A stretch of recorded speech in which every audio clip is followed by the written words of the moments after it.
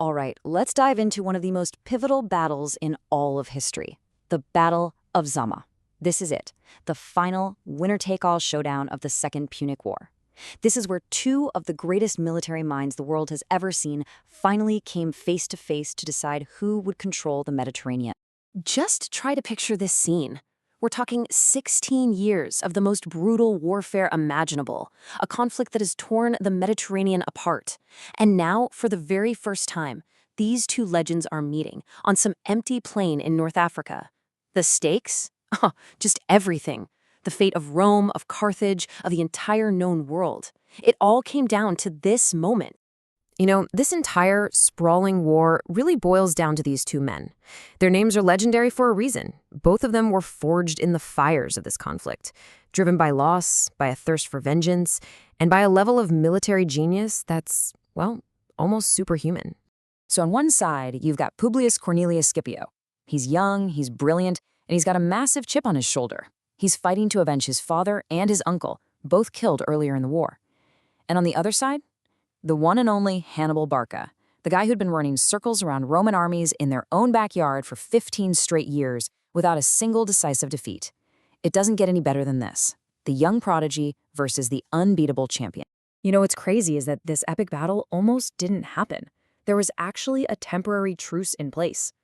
But then Carthage just blew it. Under pressure from their own citizens, they attacked a Roman supply convoy. And then, to make things worse, they tried to assassinate the Roman diplomats who came to protest. For Scipio, that was the last straw. The gloves were off. But even after all that, Hannibal, being the brilliant pragmatist he was, knew just how strong Scipio's army had become, so he asked for a face-to-face meeting. It was a last-ditch effort, one final chance to find a diplomatic solution before tens of thousands of men were thrown into the meat grinder of battle. So Hannibal, the old veteran, he speaks first. And he's not boasting. He's basically giving Scipio a warning from someone who's seen it all. He says, "Listen, kid, I've learned that fortune can turn on you in an instant.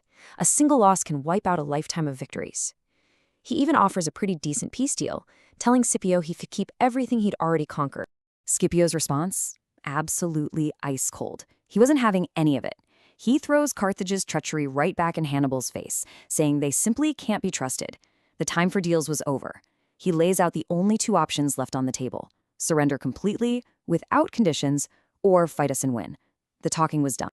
With diplomacy dead in the water, it all came down to strategy.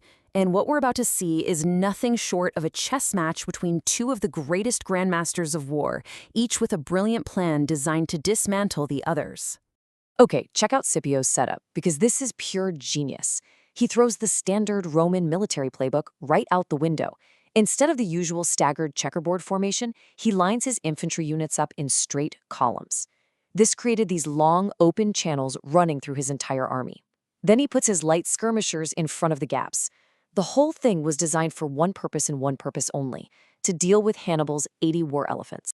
Now, Hannibal's plan was all about attrition, a defense in layers. Step 1, send in the elephants to smash the Roman lines and create chaos.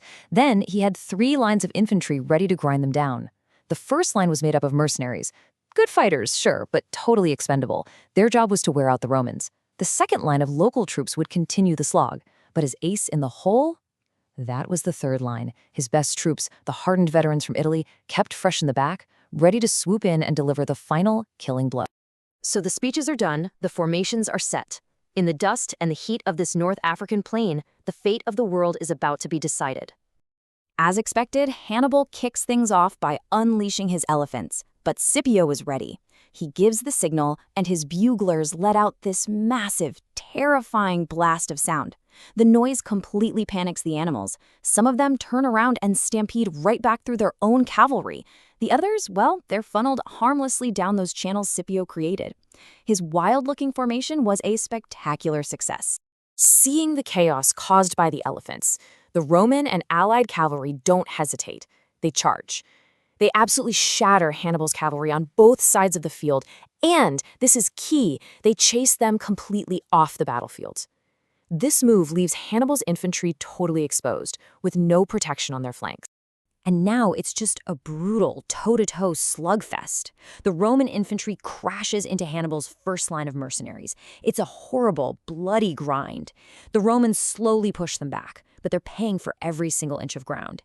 And get this, when the mercenaries finally break and try to fall back, Hannibal's own second line refuses to let them through. It turns into this insane, chaotic brawl between Hannibal's own troops. So after fighting through 2 full lines of enemies, Scipio's legionaries are exhausted. And who do they finally meet? Hannibal's elite, third line, the fresh guys, the undefeated veterans of Italy. The fighting hits a whole new level of intensity.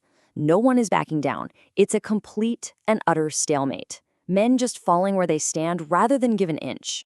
And then, just when it looks like Hannibal's fresh troops might finally overwhelm the exhausted Romans, a rumble starts. The ground begins to shake. It's Scipio's cavalry. They're back. Having finished their chase, they come thundering onto the field and smash right into the rear of Hannibal's infantry line. It was Cannae, but in reverse. Attacked from the front and the back, surrounded, Hannibal's legendary army finally breaks. And just like that, it was over. The Roman victory was absolute. And for Carthage, the consequences were catastrophic. Hannibal's army was gone, and with it, the future of his city. I mean, the numbers here are just staggering. Hannibal lost 20,000 men killed on the field that day. 20,000. And another 20,000 were captured. His army didn't just lose, it was effectively erased from existence. Now, compare that to Scipio's losses. Only about 1,500 Roman soldiers died.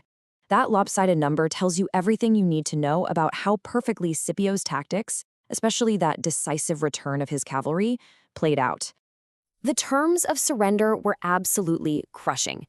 Carthage had to pay a fortune in silver, give up all its war elephants, and surrender its entire navy. They were stripped of their empire and weren't even allowed to wage war without getting permission from Rome first.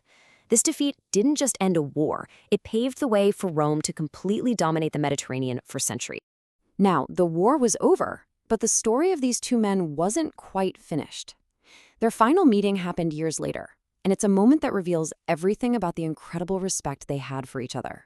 So, years after Zama, they just happened to run into each other in the city of Ephesus, and during a friendly chat, Scipio asks his old foe a question that military history fans have been debating ever since. Hannibal, with his typical unshakable confidence, gives his list. Number 1, Alexander the Great. Number 2, Pyrrhus of Epirus. And number 3, well, himself, of course.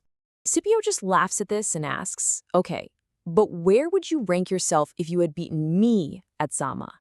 And Hannibal's reply is the stuff of legend. He says, in that case, I should have put myself before Alexander. That is the ultimate compliment.